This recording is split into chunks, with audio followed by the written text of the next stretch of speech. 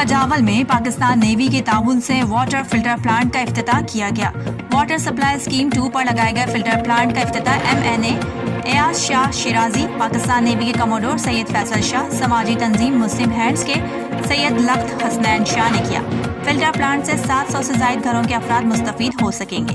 اس موقع پر ایاز شاہ شیرازی نے کہا کہ 8 ماہ تک فلٹر پلانٹ کی دیکھ بھال سماجی تنظیم مسلم ہینڈز کرے گی، بعد ازاں اسے محکمہ پبلک ہیلتھ کے حوالے کیا جائے گا۔ ان کا کہنا تھا کہ پاکستان نیوی اور سماجی تنظیم مسلم ہینڈز کے تعاون سے پرانے واٹر سپلائی تالاب پر بھی فلٹر پلانٹ لگایا جائے گا۔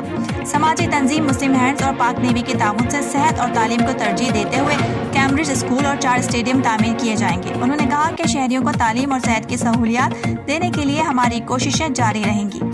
رپورٹ عبدالحفیظ نوڑیو ٹھٹا۔